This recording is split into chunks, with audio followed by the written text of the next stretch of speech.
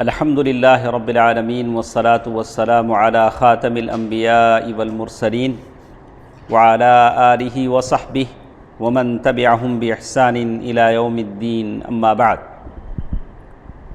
کل کے درس میں ہم لوگوں نے سنا کہ عمر فاروق رضی اللہ عنہ مسلمان ہو گئے، اور اسی طرح حضرت امیر حمزہ رضی اللہ تعالی عنہ یہ بھی مسلمان ہوئے۔ تو اس کے بعد جو باتیں ہمارے ساتھ ہیں، لیکن ایک ڈر جو ابو طالب کو لگا تھا کہ مکے کے جو قریش ہیں، جو کافر ہیں، وہ کسی طرح اللہ کے نبی صلی اللہ علیہ وسلم کے جان سے مار دینے کی منصوبہ بندی کریں گے، قتل کرنے کی بات کریں گے۔ تو ابو طالب نے عبد مناف جو ان کے بڑے دادا تھے، جد اعلیٰ تھے، ان کے جو دو بیٹوں کے خاندان ہیں، بنی ہاشم بنی مطلب، بنی ہاشم بنی مطلب، یہ دونوں کس کے بیٹے ہیں؟ عبد مناف۔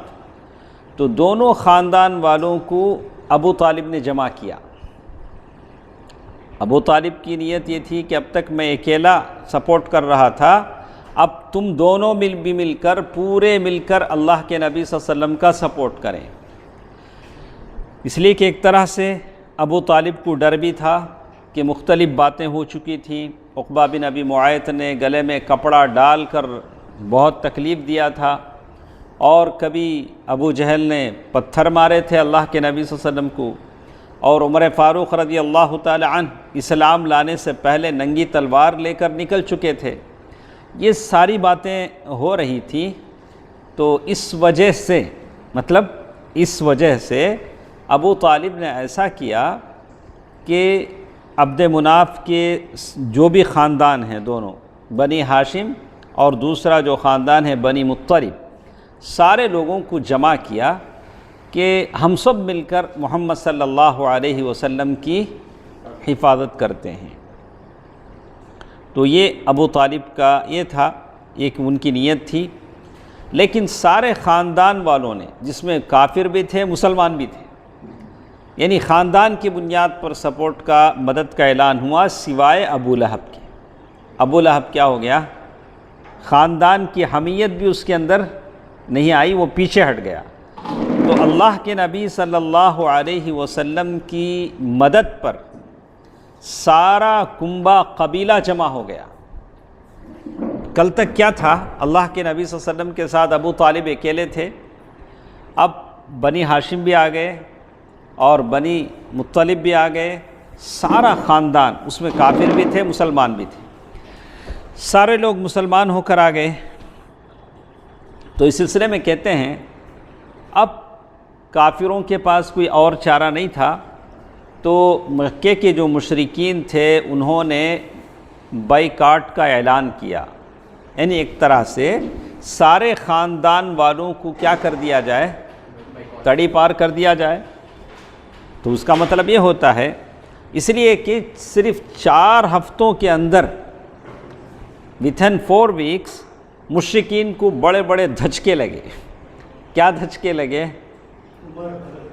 عمر رضی اللہ تعالیٰ عنہ مسلمان ہو گئے، حمزہ رضی اللہ تعالیٰ عنہ مسلمان ہو گئے، اور پھر محمد صلی اللہ علیہ وسلم کو سودے بازی کی گئی کہ آپ بادشاہ بننا چاہتے ہیں، سلطنت چاہتے ہیں۔ اللہ کے نبی نے ساری سودے بازی مسترد کر دی، بولا کہ نہیں، مجھے کچھ نہیں چاہیے۔ اور پھر بنی ہاشم اور بنی مطلب، یہ سب کے سب اللہ کے نبی صلی اللہ علیہ وسلم کے سپورٹ پر جمع ہو گئے۔ تو مکے کے جو قریش تھے ان کا چکرانا، ان کا پریشان ہونا یقینی تھا۔ اتنی ساری کامیابی اللہ کے نبی صلی اللہ علیہ وسلم کو حاصل ہوئی، تو ان سے یہ نہیں ہو سکتا تھا کہ اللہ کے نبی صلی اللہ علیہ وسلم کو قتل کر دیں۔ اگر قتل کرتے ہیں تو سارے لوگ کیا ہو جائیں گے؟ اللہ کے نبی صلی اللہ علیہ وسلم کا بدلہ لینے کے لیے تیار ہو جائیں گے، اور مکہ سارا خون سے لالازار ہو جائے گا۔ اللہ کے نبی صلی اللہ علیہ وسلم کو جان سے مارنے کی منصوبہ بندی تو وہ لوگ نہیں کر سکے۔ البتہ اتنا کیا کہ چلو اللہ کے نبی صلی اللہ علیہ وسلم اور آپ پر ایمان لانے والے آپ کے کنبہ قبیلے سارے لوگوں کو ہم کیا کرتے ہیں؟ بیک آؤٹ کر دیتے ہیں۔ تو یہ ظلم و ستم کی جب کارروائی شروع ہوئی تو انہوں نے جو آپس میں سمجھوتا کیا، بنی ہاشم بنی مطلب جتنے بھی تھے سب کے خلاف یہ تجویز پاس کی کہ ہم ان سے شادی بیاہ نہیں کریں گے۔ کوئی بھی مکے کا جو کافر ہے قریش کا، وہ بنی ہاشم بنی مطلب سے کیا نہیں کریں گے؟ صرف ایک آدمی کے لیے، کون وہ؟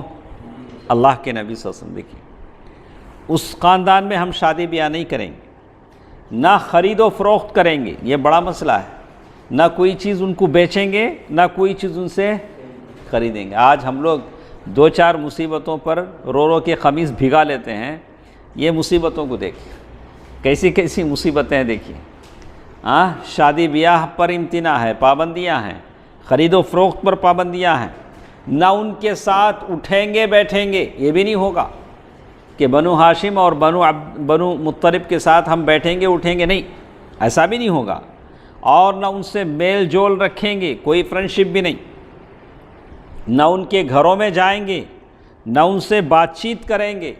کب تک؟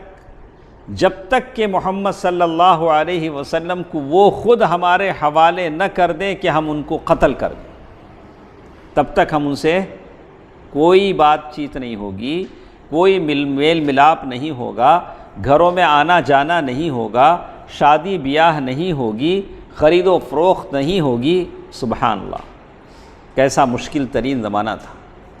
اور اس کی میعاد کیسے؟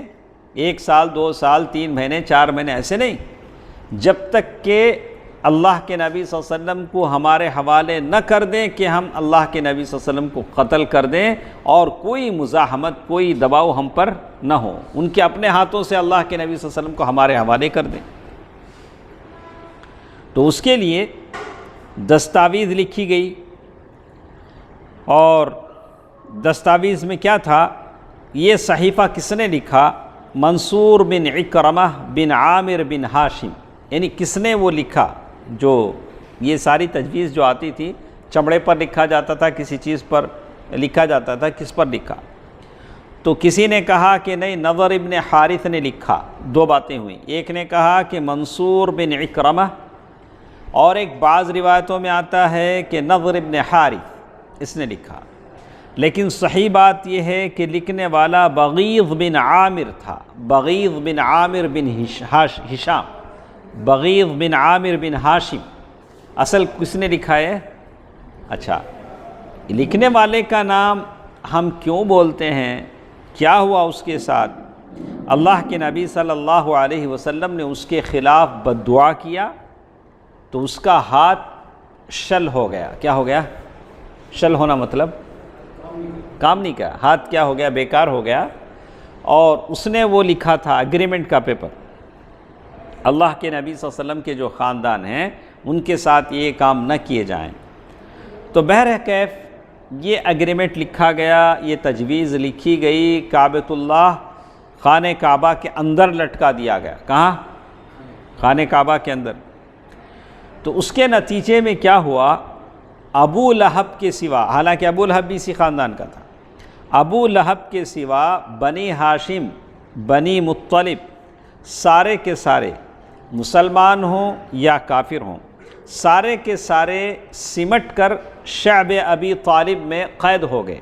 شعب ابی طالب ایک گھاٹی تھی، وہاں قید ہو گئے۔ اللہ کے نبی صلی اللہ علیہ وسلم کو نبی بنائے گئے 7 سال گزر چکے تھے، اور یہ 7ویں سال محرم کے مہینے کا یہ واقعہ ہے۔ تو اللہ کے نبی صلی اللہ علیہ وسلم کے ساتھ دینے میں نہ کافر پیچھے رہے نہ مسلمان پیچھے رہے، یعنی خاندان کے کافر بھی ساتھ دینے میں پیچھے نہیں رہے۔ تو نتیجہ یہ ہوا کہ شعب ابی طالب میں ان کو بھی جانا پڑا، کافروں کو بھی ساتھ جانا پڑا۔ شعب ابی طالب یہ جو گھاٹی تھی جس میں مطلب مکہ چھوڑ دیے، اس لیے کہ مکے میں ان سے میل ملاپ کچھ نہیں ہے، ایک مخصوص جگہ میں لوگ قید ہو گئے 3 سال۔ اللہ اکبر، کتنے سال؟ 3 سال۔ ابھی لاک ڈاؤن پڑتا ہے 10 دن 15 دن میں ہماری حالت کیا ہوتی ہے؟ خراب ہو جاتی ہے۔ 3 سال کی مدت جتنا غلہ تھا ختم ہو گیا، غلہ اب ملتا نہیں تھا، اور مکے میں جو بھی غلہ بیچنے آتا تھا اس کو زیادہ پیسے دے کے مکے کے کافر خرید لیتے تھے۔ کیوں؟ یہ غلہ کہاں نہیں جائے؟ مسلمانوں کے پاس نہ جائے۔ غلہ چاول، دال، دلیا، روٹی، آٹا، جو بھی تھا، ترکاری، یہ لوگ خرید لیتے تھے۔ تو یہاں تک مجبور ہو گئے اللہ کے نبی صلی اللہ علیہ وسلم کے خاندان والے کہ ان کو پتے اور چمڑے کھانے کی نوبت آ گئی، درختوں کے پتے۔ اسی لیے کہتے ہیں کہ ہم ایسے مینگنیاں کرتے تھے جیسے بکری مینگنی کرتی، پتے کھاتے تھے جیسے بکریاں کھاتی۔ سبحان اللہ، اس طرح کی مجبوری تھی۔ اور فاقہ کشی کا حال یہ تھا کہ بھوک سے بلکتے ہوئے بچوں اور عورتوں کی آوازیں گھاٹی کے باہر سنائی پڑتی تھی۔ جب وہ بچے بھوک سے بلک کر روتے، دودھ سے تڑپ کر روتے، تو ان کی آواز کہاں تک سنائی دیتی تھی؟ دور ادھر تک سنائی دیتی تھی۔ تو کہتے ہیں کہ یہ حالت تھی ان کی، اور ان کے پاس بمشکل کوئی چیز پہنچتی تھی، وہ بھی چھپ چھپا کر۔ اگر جو لوگ شعب ابی طالب میں قید ہیں ان کے پاس کوئی چیز پہنچنا ہے تو بمشکل چھپ چھپا کر پہنچتی تھی، اس لیے کہ اور وہ بھی کب؟ حرمت والے مہینوں میں۔ حرمت والے مہینے بولے تو محرم، ذی قعدہ، رجب کا مہینہ، ذی الحجہ نا۔ تو کہتے ہیں یہ حرمت والے جو مہینے ہوتے ہیں ان مہینوں میں وہ آتا تھا، اور بمشکل تب یہ چیزیں پہنچتی تھیں۔ اور اس کے بعد حکیم بن حزام جو ختیجہ رضی اللہ تعالیٰ عنہ کا بھتیجا تھا، کبھی اپنی پھوپھی کے لیے گیہوں بھیج دیتا تھا، اس طرح کے رشتہ داروں سے جو آتا تھا وہی ملتا تھا۔ ورنہ شعب ابی طالب میں 3 سال تک صحابہ اور اللہ کے نبی صلی اللہ علیہ وسلم کے ساتھ جو لوگ تھے، بنو ہاشم، بنو مطلب کے خاندان والے، جس میں کافر بھی تھے، مسلمان بھی تھے، سب یا تو چمڑے کھاتے تھے یا تو درختوں کے پتے کھاتے تھے۔ تو اس طرح کہتے ہیں ابو طالب رسول اللہ، لیکن ابو طالب کو رسول اللہ صلی اللہ علیہ وسلم کے بارے میں برابر خطرہ لگا رہا۔ وہاں پہنچنے کے بعد بھی ابو طالب کو کیا رہا؟ ایک خطرہ لگا رہا کہ کہیں مکے کے لوگ اللہ کے نبی صلی اللہ علیہ وسلم کو قتل نہ کر دیں۔ اسی لیے ابو طالب کیا کرتے؟ رات میں سونے کا وقت آتا تو سب کو سلا دیتے، سلانے کے بعد اللہ کے نبی صلی اللہ علیہ وسلم کا بچھانا پھر بدلتے۔ اللہ کے نبی صلی اللہ علیہ وسلم کو جا کر بولتے، اچھا آپ یہاں سوئے نہیں، جا کے وہاں سو۔ جگہ بدل کے اللہ کے نبی صلی اللہ علیہ وسلم کو سلاتے۔ پھر جب لوگ سو جاتے تو ابو طالب آپ کی جگہ بدل دیتے، یعنی اپنی بیٹوں اور بھائیوں بھتیجوں میں سے کسی کو رسول اللہ صلی اللہ علیہ وسلم کے بستر پر سلا دیتے، رسول اللہ صلی اللہ علیہ وسلم سے کہتے کہ تم اس کے بستر پر چلے جاؤ۔ احتیاط تھا، ابو طالب اتنا احتیاط کرتے تھے۔ اور اس محصوری کے باوجود، محصور کے معنی گھیر لیے گئے تھے شعب ابی طالب میں، اللہ کے نبی صلی اللہ علیہ وسلم اس کے باوجود بھی، لاک ڈاؤن کا زمانہ، اللہ کے نبی صلی اللہ علیہ وسلم اس باوجود بھی حج کے زمانے میں باہر آتے تھے، حاجیوں کو اسلام کی دعوت پیش کرتے تھے، اور ابو لہب بھی آپ صلی اللہ علیہ وسلم کے ساتھ ساتھ ہوتا تھا۔ لیکن ایسا کب تک چلے گا؟ ہر لوگوں میں کچھ اچھے لوگ ہوتے ہیں۔ مکے کے لوگوں میں جو کافر تھے ان میں بھی 2-4 کیا تھے؟ اچھے آدمی تھے۔ ایسے شعب ابی طالب میں کتنے سال گزرے؟ 3 سال۔ 3 سال بہت بڑی بات ہے۔ آپ لوگ یہاں تو 3 مہینے، 1 مہینہ لگتا ہے، 15 دن لگتا ہے تو ہماری حالت پتلی ہو جاتی ہے، تو 3 سال بہت بڑی مدت ہے۔ تو اس کے بعد محرم 10 نبوت کے 10ویں سال میں ایک ایسا کام ہوا کہ وہ جو لگایا گیا تھا مسلمانوں کے خلاف، اسے پھاڑ دیا گیا، پھاڑ دی جانے کی کوشش ہوئی۔ کیسے ہوئی؟ اس کے پیچھے سب سے زیادہ کس کی کوشش تھی؟ کہتے ہیں قبیلہ بنو عامر بن لوئی کا ہشام بن عمرو، ایک آدمی تھا ہشام بن عمرو، کس میں؟ مکے کے کافروں میں ایک آدمی ہشام بن عمرو، یہ رات کی تاریکی میں چپکے چپکے شعب ابی طالب میں بنو ہاشم کے پاس غلہ بھیجتا تھا، رات کے وقت مدد کرتا تھا۔ یہ کیا کیا، ہشام بن عمرو چپکے سے زہیر بن امیہ مخزومی کے پاس پہنچا۔ یہ واقعے میں ہم سب لوگ جو دعویٰ کام کرتے ہیں ایک سبق ہے کہ کیسے کسی بڑے مقصد کو حاصل کرنے کے لیے آپ کو ٹیم ورک کرنا پڑے گا۔ صرف پیغام سے، میسیج سے، کال سے بات نہیں ہوتی، آج کے زمانے میں نہیں ہوتا ہے۔ جب تک آپ پرسنل اس آدمی سے نہ ملیں، اس کو اپنے اس سے آگاہ نہ کریں، اس کو آپ حقیقت نہ سمجھائیں، تب تک کوئی کام نہیں ہوتا ہے۔ آپ کو جانا پڑے گا، ڈور ٹو ڈور وزٹ کرنا پڑے گا، اس سامنے والے کے ساتھ بیٹھنا پڑے گا، اپنا ویژن اسے سمجھانا پڑے گا، آپ کے دل میں جو تڑپ ہے، جو آپ کے دل میں جو جذبات ہیں، آپ جو سوچتے ہیں، سامنے والے کی دل و دماغ میں کیا کرنا پڑے گا، بٹھانا پڑے گا۔ وہ ایک دو بار کال سے، میسیج سے وہ ہونے والی بات نہیں ہے۔ کیا کرنا پڑے گا، اس کے ساتھ جانا، بیٹھنا، اس کو آمادہ کرنا، 1 سے 10 بار بھی لگ سکتے ہیں کہ آپ اسے جا کر اپنے ویژن سے اسے کیا کریں، ہماری خیال اس کے دل و دماغ میں گھول کر پلا دیں، تاکہ آپ ایک نہیں، آپ کے ساتھ 10 ہو جائیں۔ یہ ضروری ہے۔ بالکل اس واقعے میں نے پڑھا تو مجھے ویسے ہی لگا، آپ دیکھیں کیسے لگتا ہے۔ یہ آدمی ہے ہشام بن عمرو، یہ چپکے سے جاتا ہے زہیر بن امیہ مخزومی کے پاس۔ زہیر کی ماں عاتکہ عبد المطلب کی صاحبزادی یعنی ابو طالب کی بہن تھی۔ زہیر کی ماں جو ہے ابو طالب کی بہن ہے۔ اس آدمی کے پاس جاتا ہے اور اس سے کہتا ہے، زہیر کیا تمہیں یہ پسند ہے کہ تم مزے سے کھاؤ؟ تم یہاں مکے میں رہ کے مزے سے کھا رہے ہو، اور تمہارے ماموں کا وہ حال ہے شعب ابی طالب میں، وہ لوگ چمڑے اور پتے کھا رہے ہیں۔ کیسے؟ ہشام نے اپنا جو احساس ہے، اپنی جو تڑپ ہے، 2 باتوں میں اس کے سامنے کیا کیا، رکھ دی۔ تو زہیر نے کہا کہ افسوس، مجھے بھی افسوس ہے، لیکن میں تنے تنہا کیا کر سکتا ہوں؟ کیا کہا انہوں نے؟ میں تنے تنہا کیا کر سکتا ہوں؟ ہاں، اگر میرے ساتھ کوئی اور آدمی ہوتا تو میں اس ایگریمنٹ کو یقیناً پھاڑنے کے لیے یقیناً اٹھ پڑتا۔ تو اس نے کہا، ہشام نے کہا کہ اچھا ایک اور آدمی بھی ہے، تم بولتے ہو کہ ایک اور آدمی کی ضرورت ہے، ایک اور آدمی بھی موجود ہے۔ پوچھا وہ کون؟ پوچھا کہ میں۔ ہشام نے کیا کہا؟ وہ میں ہوں، میں اور تم ملا کے کیا ہوئے؟ 2، دونوں ہو گئے۔ تو زہیر نے کہا کہ اچھا ایسا کرو، اب تیسرا آدمی تلاش کرو۔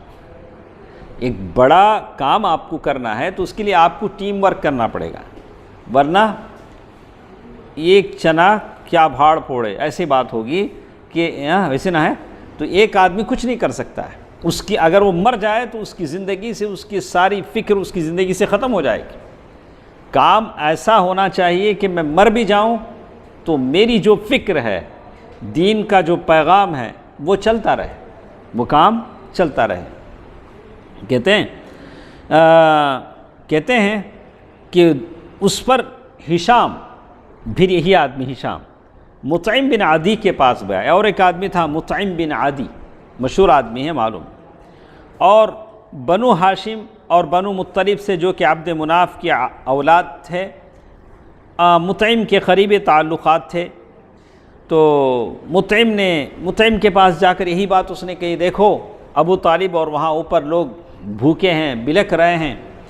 تو مطعم نے کہا کہ میں تنے تنہا کیا کر سکتا ہوں؟ بہرحال وہی جواب تھا، بہت سارے لوگ ہوتے ہیں کچھ کرنا چاہتے ہیں لیکن ان کو سپورٹ نہیں ملتا، میدان نہیں ملتا، لوگ نہیں ملتے جو ان کی طرح فکر رکھتے ہوں۔ تو ہشام نے کہا کہ میں ہوں آپ کے ساتھ۔ تو مطعم نے کہا کہ اور ایک تیسرا آدمی تلاش کرو۔ ہشام نے کہا یہ میں کر چکا ہوں، تیسرا آدمی بھی ہمارے ساتھ ہے۔ پوچھا وہ کون؟ کہا کہ زہیر بن امیہ ہمارے ساتھ ہیں۔ مطعم نے کہا کہ اچھا ہم کتنے آدمی ہوئے؟ 3۔ اب چوتھا آدمی تلاش کرو، اس لیے کہ کام بڑا تھا، 3 آدمیوں سے ہونے کا نہیں تھا۔ جس بات کی تجویز مکے کے کافروں نے پاس کر کے مکے میں لٹکا دیا تھا، جس کے جرم میں 3 سال تک، یعنی جس کے نتیجے میں 3 سال تک شعب ابی طالب میں وہاں کی سختیاں اس پورے خاندان کو برداشت کرنی پڑی، اس کو نکالنا آسان نہیں تھا۔ کہا کہ چوتھے آدمی تلاش کرو، تو اس پر ہشام بن عمرو ابو البختری بن ہشام کے پاس گیا۔ ابو البختری مشہور آدمی ہیں، ان کے پاس گیا، اس سے بھی اس طرح کی گفتگو ہوئی۔ تو اس نے کہا کہ اس بارے میں کوئی ہمارا سپورٹ کرنے والا ہے؟ تم جو فکر لائے ہو، تم جو بات لائے ہو، جو تم کام کرنا چاہتے ہو، کہ ہمارا سپورٹر ہے؟ تو ہشام نے کہا کہ ضرور ہے۔ کہا کہ کون کون؟ زہیر بن ابی امیہ، مطعم بن عدی اور میں۔ اس نے کہا اچھا تو اب 5واں آدمی ڈھونڈو۔ اب کتنے ہوئے؟ 5۔ ایسے ہی ہوتا ہے، ایسے ہی ٹیم ورک ہوتا ہے، ایسے ہی لوگوں کو اکٹھا کیا جاتا ہے، 1 2 3 ایک تعداد بنتی ہے۔ تو اس کے لیے زمعہ بن اسود بن مطلب بن اسد کے پاس گئے، وہ بھی بنو عبد المطلب کے خاندان کے تھے، خاندان کا ان کو یہ دلایا، حمیت دلائی، اور اس سے باتیں کرتے ہوئے بنو ہاشم کی قرابت اور ان کے حقوق یاد دلائے۔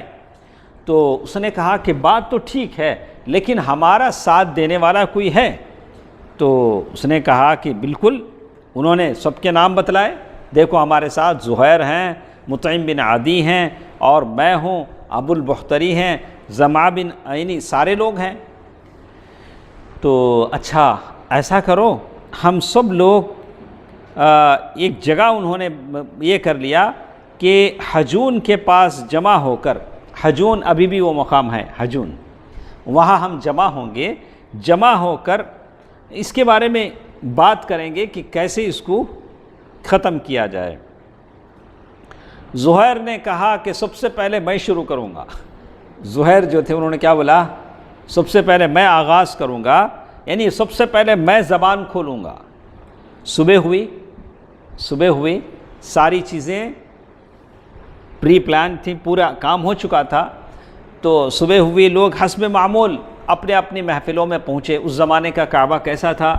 کعبے کے صحن میں ادھر وہ ابو جہل اپنے لوگوں کے ساتھ بیٹھا ہے، ادھر 2-4 لوگ بیٹھے ہیں، خوش گپیاں ہو رہی، شعر و شاعری ہو رہی، ادھر کچھ کسی قبیلے کے لوگ بیٹھے ہیں، وہاں شراب کی محفلیں چل رہی ہیں، وہاں ناچ گانے کی محفلیں چل رہی ہیں۔ ایسا کعبہ اس زمانے کا تھا۔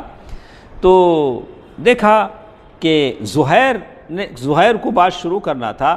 زہیر نے خوبصورت جوڑا پہنا، دیکھیں کام کیا کرنے جا رہے ہیں، کتنا اہتمام ہے، اچھا خوبصورت جوڑا پہن کر آئے۔ پہلے بیت اللہ کے 7 چکر لگائے، آتے انہوں نے کیا کیا؟ طواف کیا۔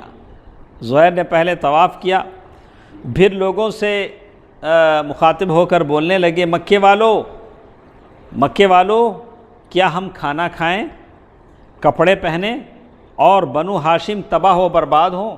ہم تو پیٹ بھر کھاتے ہیں، کپڑے پہنتے ہیں، بنو ہاشم تباہ برباد ہوں، نہ ان کے ہاتھ کچھ بیچا جائے، نہ ان سے کچھ خریدا جائے۔ اور پھر زہیر نے کہا، اللہ کی قسم میں یہاں ٹھہرا ہوں، میں بیٹھوں گا نہیں جب تک کہ اس ظالمانہ اور قرابت شکن جس سے رشتہ داریاں ٹوٹ جاتی ہیں اس ایگریمنٹ کو میں پھاڑ نہ دوں۔ کس نے کہا؟ زہیر نے کہا۔ اب سب سے پہلے کون کرے گا؟ شاید مسلمانوں کا دشمن۔ ابھی آج بل پاس ہوا تو سب سے پہلے باہر کون گئے؟ 4 آدمی اٹھ کے 4 جانے سے کوئی فرق پڑتا ہے؟ فرق پڑتا نہیں۔ ہاں تو بالکل ویسے دشمن کیا ہوتا ہے، ان کاموں سے دشمن دکھ جاتا ہے، مسلمانوں کا اپنا کون ہے، مسلمانوں کا غیر کون ہے۔ تو سب سے پہلے کون اٹھا ہوگا؟ ابو جہل۔ جاہل تھا واقعی، ابو جہل اٹھا جو وہیں کہیں موجود تھا، بولا تم غلط کہتے ہو، اللہ کی قسم۔ اس نے بھی اللہ کی قسم کھائی، کہا کہ کوئی اسے پھاڑ نہیں سکتا، کوئی اسے پھاڑ نہیں سکتا۔ جیسے آج ہم کہتے ہیں کہ قانون ختم کرو، لوگ کہتے ہیں نہیں یہ قانون رہنا چاہیے، ہر جگہ یہی ہوتا ہے۔ تو کہا کہ اس پر کتنے لوگ تھے وہ؟ 4 5۔ اب اس کے بعد دوسرے آدمی اٹھے زمعہ بن اسود، انہوں نے ابو جہل سے کہا اللہ کی قسم تم زیادہ غلط کہتے ہو، جب یہ صحیفہ لکھا گیا تھا تب بھی ہم اس سے راضی نہیں تھے، ہم لوگ خوش نہیں تھے، تم لوگوں نے لکھ کے لگا لیا تھا۔ اب اس پر ابو البختری پہلے سے تھے، انہوں نے اس پر ٹیگ کیا، یہ گرہ لگائی، انہوں نے کہا زمعہ ٹھیک کہہ رہا ہے۔ انہوں نے کیا کہا؟ انہوں بولتے سو کریکٹ، ہاں اس پر جو کچھ لکھا گیا ہے اس سے نہ ہم راضی تھے نہ اسے ماننے کو تیار ہیں۔ اب اس کے بعد کون بچے؟ مطعم بن عدی، وہ کیا بولے؟ یہ دونوں ٹھیک کہتے ہیں۔ انہوں نے کہا کہ یہ دونوں ٹھیک کہتے ہیں اور جو اس کے خلاف کہتا ہے وہ غلط کہتا ہے، اور ہم اس صحیفے سے اور اس میں جو کچھ لکھا ہوا ہے اس سے اللہ کے حضور ہم برات کا اظہار کرتے ہیں، ہم اس پر خوش نہیں۔ اب پھر ہشام بن عمرو نے بھی، انہوں نے بھی یہی کہا، وہی تو لے کے چلے تھے، سارا یہ انہی کا تھا۔ یہ ماجرا دیکھا ابو جہل نے، ہاں ہوں بولتے نہیں، کیا بولا معلوم؟ یہ بات رات میں طے کی گئی ہے، معلوم ہوتا ہے یہ بات رات میں طے کی گئی ہے، اور اس کا مشورہ یہاں کے بجائے کہیں اور ہوا ہے۔ کہاں ہوا تھا مشورہ؟ حجون میں، کعبۃ اللہ میں نہیں ہوا تھا۔ وہ زمانے کے بڑے بڑے فیصلے کہاں ہوتے تھے؟ کعبۃ اللہ میں ہوتے تھے۔ تو اس نے کہا کہ یہ اس کا مشورہ یہاں کے بجائے کہیں اور طے کیا گیا ہے۔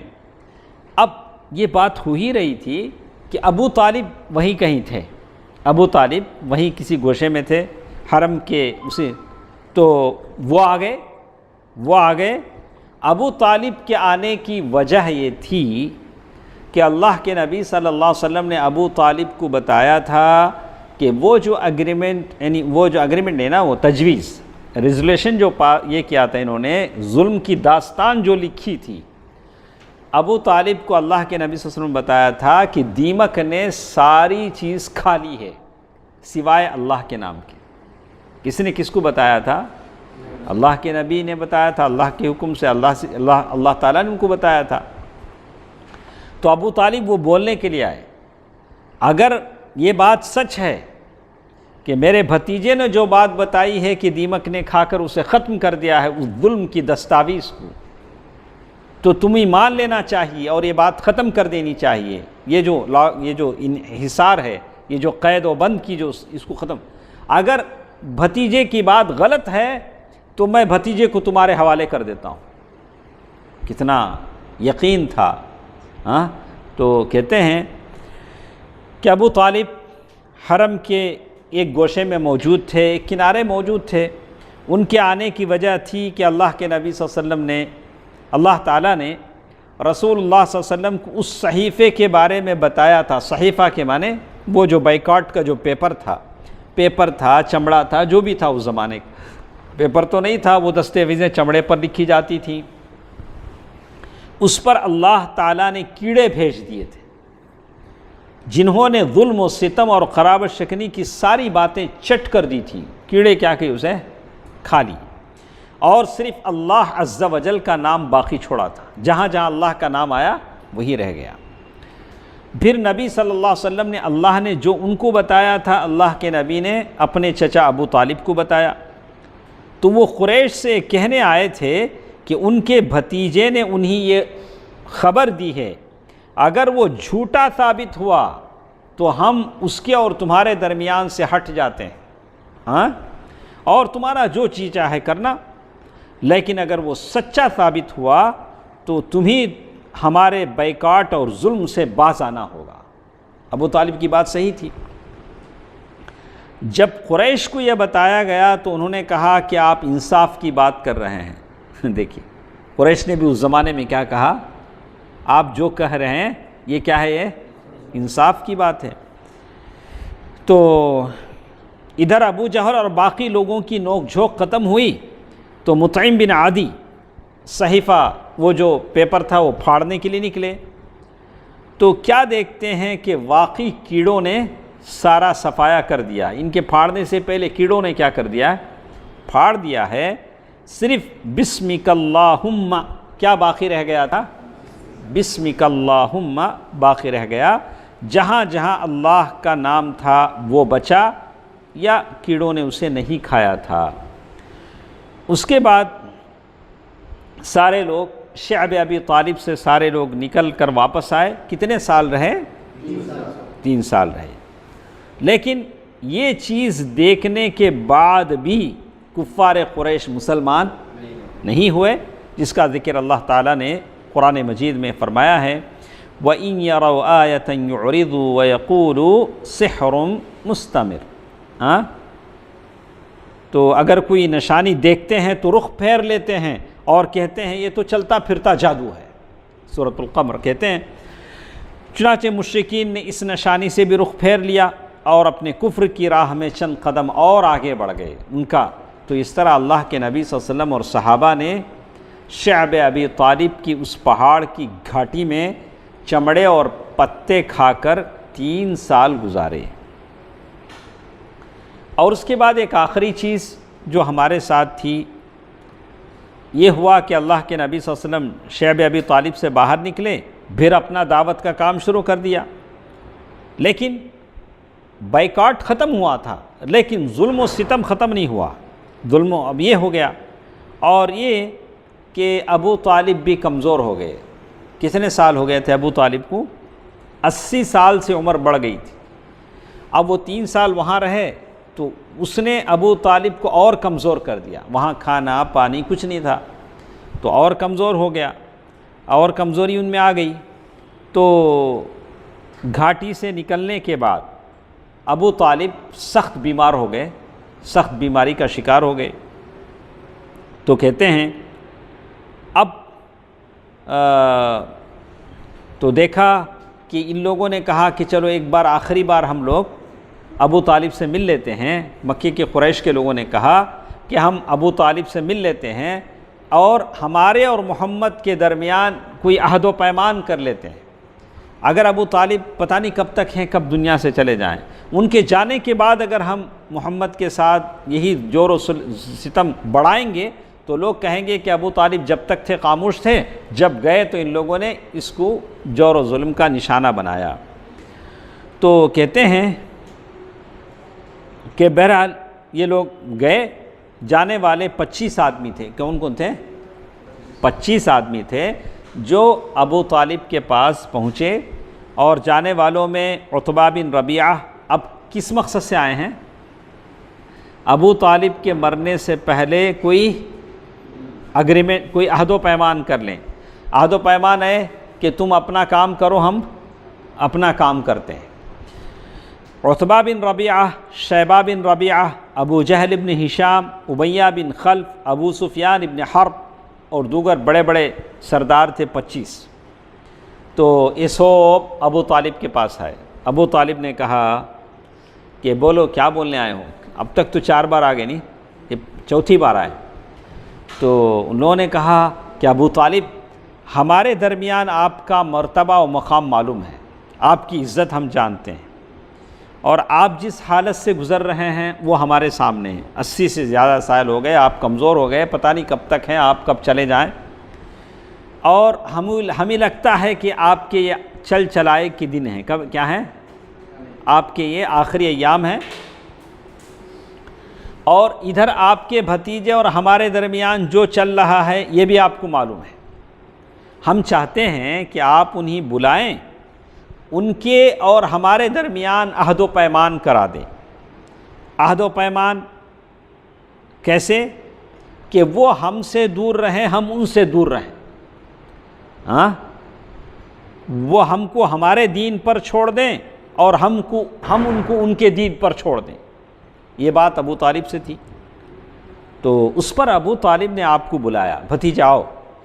شاید ان کو بات اچھی لگی، اللہ کے نبی صلی اللہ علیہ وسلم کو بلایا کہ تمہارے قوم کے معزز لوگ آئے ہیں، تم سے کچھ بات کرنا چاہتے ہیں، اور وہ چاہتے ہیں کہ تم ان کو عہد و پیمان دے دو۔ دیکھیے غور سے سنیے، اللہ کے نبی صلی اللہ علیہ وسلم نے اس کے جواب میں کیا کہا۔ اللہ کے نبی صلی اللہ علیہ وسلم کبھی بھی یاد رکھیے، حق کے خلاف میں باطل کو چاہے کتنی ملمہ سازی کے ساتھ ہو، کتنا کور میں لپیٹ ماننے کی بات نہیں۔ اللہ کے نبی صلی اللہ علیہ وسلم نے نہیں مانا۔ اللہ کے نبی صلی اللہ علیہ وسلم نے کہا کہ آپ نے ابو طالب سے کہا کیا ہی اچھا ہوگا کہ اس سے بہتر چیز میں ان کو بتاتا ہوں۔ ان کی باتیں سن لیے، سننے کے بعد کیا آپ لوگ یہ بتائیں، دیکھیے اللہ کے نبی صلی اللہ علیہ وسلم کے الفاظ دیکھیے، آپ لوگ یہ بتائیں اگر میں ایک ایسی بات پیش کروں جس کو آپ لوگ مان لیں، آپ لوگ کہتے ہیں میں مانوں، میں جو بولتا ہوں اگر آپ لوگ مان لیں گے تو عرب کے بادشاہ بن جائیں گے، اور عجم جو عرب کے علاوہ ہیں وہ آپ کے انڈر آ جائیں گے، آپ کی زیر نگی آ جائیں گے۔ آپ کی کیا رائے ہے؟ آپ کا کیا اوپین؟ تو کون اسے پسند نہیں کرے گا؟ ایک بات اگر مان لیں تو عرب کے بادشاہ بن جائیں، کون پسند نہیں کرے گا؟ تو یہ بات جب اللہ کے نبی صلی اللہ علیہ وسلم نے کہی تو مکے کے لوگوں نے کہا کہ دیکھیے ایک بات نہیں، اگر تم 10 باتیں بھی اگر بولو گے تو ہم ماننے کو تیار ہیں، ایسی بات جس سے ہم عرب کے بادشاہ بن جائیں، عجم ہمارے زیر نگی ہو جائیں۔ لیکن سوچنے لگے وہ کون سی بات یہ بولنے جا رہے ہیں، تو مسترد نہیں کر سکتے تھے، انکار نہیں کر سکتے تھے۔ تو ابو جہل نے کہا اچھا بتاؤ وہ کیا بات ہے، تو جو اس قدر مفید ہے، اتنے فائدے والی ہے۔ تو انہوں نے کہا لا الہ الا اللہ، سبحان اللہ۔ شاید اس کلمے کو وہ لوگ اچھا سمجھتے تھے جو آج کے بعض مشرک لوگ سمجھتے نہیں۔ مشرک مسلمان نہیں کہیں گے، نام مسلمان کہتے ہیں لیکن حقیقت میں مشرک، کلمہ گو مشرک، کلمہ پڑھنے والے مشرک۔ شاید اس کلمے کو جیسے اللہ کے نبی صلی اللہ علیہ وسلم نے کہا لا الہ الا اللہ، تم لوگ اللہ کے سوا کسی کو پوجنا چھوڑ دو، کسی اور کو، تو یہ جیسے ان لوگوں نے سنا ہتھیلیاں پیٹ کے ناچنے لگے، واہ واہ واہ کیا بولے آپ، کیا بولنے لگے آپ؟ اس پر انہوں نے ہاتھ پیٹ کر تالیاں بجا کر کہا محمد تم یہ چاہتے ہو کہ سارے خداؤں کی جگہ بس ایک ہی خدا بنا ڈالو، اجعل الآلہۃ الہا واحدا ان ھذا لشیء عجاب، ارے بڑے تعجب کی بات بول رہے ہو، سارے خداؤں کو ہم چھوڑ دیں، ہم لات منات عزا نائلہ اسعاف حبل یہ ساروں کو چھوڑ دیں، ایک خدا کو مان لیں، اجعل، سارے ہتھیلی بجا کے ناچنے لگے۔ انہوں نے بولا تھا کہ بولو تو اللہ کے نبی نے بولا، اور واقعی تمہارا معاملہ بڑا عجیب ہے، ان ھذا لشیء عجاب۔ آپس میں ایک دوسرے سے اب ان کو معلوم ہو گیا، اب اس کے بعد کیا ہو گئی، بات فائنل ہو گئی، وہ لوگ سمجھ گئے اور آپس میں بولنے لگے اللہ کی قسم یہ شخص تمہاری کوئی بات ماننے کو تیار نہیں، اب کیا کرو، چلو اپنے باپ دادا کی دین پر ڈٹے رہو، کیا کرو، جمے رہو یہاں تک کہ اللہ تعالی ہمارے اور اس کے درمیان میں کیا کرے، فیصلہ کر دے۔ اور یہ نقطہ آغاز تھا جنگ بدر کا، جنگ احد کا، مختلف غزوات کا، سریات کا، یہاں سے نقطہ آغاز ٹرننگ پوائنٹ تھا۔ کفار قریش کو پوری بات کیا ہو گئی، سمجھ میں آ گئی یہ حق ہے جو باطل کے سامنے سرنگو ہونے والا، جھکنے والا نہیں، حق ایسے ہی ہوتا ہے۔ وَزَهَقَ الْبَاطِلُ إِنَّ الْبَاطِلَ كَانَ زَهُوقًا۔ تو کہتے ہیں اسی لیے قرآن مجید کی آیتیں نازل ہوئیں اور یہاں سے بات ہو گئی تھی وَأَجْعَلَ الْآلِهَةَ إِلَٰهًا وَاحِدًا إِنَّ هَٰذَا لَشَيْءٌ عُجَابٌ وَانطَلَقَ الْمَلَأُ مِنْهُمْ، ان میں سے ایک جماعت چلنے لگی اور کہنے لگی أَنِ امْشُوا وَاصْبِرُوا عَلَىٰ آلِهَتِكُمْ، چلو اپنے معبودوں کو چمٹ لو، اپنے معبودوں سے لگ جاؤ، جھوٹے معبودوں سے۔ إِنَّ هَٰذَا لَشَيْءٌ يُرَادُ مَا سَمِعْنَا بِهَٰذَا فِي الْمِلَّةِ الْآخِرَةِ إِنْ هَٰذَا إِلَّا اخْتِلَاقٌ۔ پہلے لوگوں میں ہم نے یہ باتیں نہیں سنی، یہ تو بناوٹی چیز ہے۔ جیسے انہوں نے کہا کہ یہ محض گھڑی ہوئی چیز ہے، یہ بات کافروں نے کہی۔ لیکن اسی کے ساتھ ساتھ جیسے ہم نے کہا کہ ابو طالب کتنی عمر تھی؟ 80 پر 3 سال سے، کتنا اور بس کتنا ٹائم ہے؟ 5 منٹ۔ اس کے بعد ایک اور چیز ہمارے پاس آتی ہے، غم کا سال۔ کون سا سال؟ غم کا سال۔ یہ سال ایسا ہے کہ ابو طالب جب گھاٹی سے، اس قید و بند سے، صعوبتوں سے واپس آئے تو آپ کو بیماری نے آ لیا، بیماری بڑھتی گئی۔ جب نبوت کا 10واں سال ہوا تو ایک قول کے مطابق ام المؤمنین خدیجہ رضی اللہ تعالی عنہا کی وفات سے 3 دن پہلے، آپ تصور کر سکتے ہیں کہ 3 دن، یعنی اب زوجہ محترمہ کے انتقال سے 3 دن پہلے کس کا انتقال ہوتا ہے؟ ابو طالب کا۔ صحیح بخاری میں اس بات کو بھی آپ سنیں، اس لیے کہ میں اچھی طرح بتاتا ہوں، آدمی کی موت کا وقت بہت اہم ہوتا ہے، اسی لیے اللہ کے نبی صلی اللہ علیہ وسلم دعا کرتے تھے، اور یوسف علیہ السلام نے دعا کی وَتَوَفَّنِي مُسْلِمًا وَأَلْحِقْنِي بِالصَّالِحِينَ، یعنی مرتے وقت ہمارے زبان پر کیا ہو؟ کلمہ ہو۔ شیطان کے بارے میں آتا ہے، ابلیس وہ اپنے کارندوں کو اگر کوئی مومن مر رہا ہوتا ہے تو وہ بھیجتا ہے، جاؤ کلمے پہ نہیں مرنا انہیں، کیا تو بھی کرو، کیا کرو، کلمے پہ مرنے نہیں دو۔ اب اگر مر گیا تو نہیں ملے گا ہم کو۔ شیطان بھی کب تک بہکاتا؟ جسم میں جان رہتے، یہ دنیا کی تکلیفیں، صعوبتیں، الزامات سب کب تک؟ مرے بعد ہمیں کیا، تو جنا دے باغ کو تو تانا دیں گا ہم، نہ نہیں، وہاں تو کوئی نہیں کر سکتا جب تک یہ بہت شور سنتے تھے پہلو میں دل کا، جو چیرا تو خطرے خون نہ نکلا، یہ تو یہاں تک کہ جب تک جسم میں جان ہے لوگ ہم کو شیطان ہی کہے گا۔ صحیح بخاری میں مسیب رضی اللہ تعالیٰ عنہ سے مروی ہے کہ جب ابو طالب کی وفات کا وقت آیا تو اللہ کے نبی صلی اللہ علیہ وسلم بھی وہاں آئے۔ اللہ کے نبی صلی اللہ علیہ وسلم جب وہاں گئے تو ابو جہل پہلے سے وہاں بیٹھا تھا، دیکھیے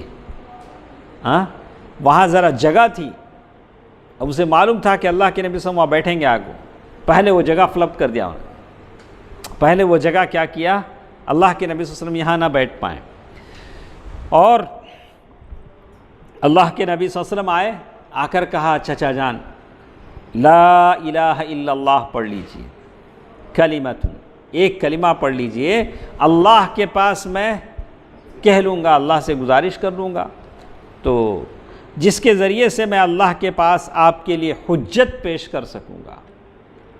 تو وہاں ابو جہل بھی بیٹھا تھا، عبداللہ بن امیہ بھی بیٹھا تھا، اسی لیے کہتے ہیں جب تک جیو اچھے فرینڈز کے ساتھ جیو۔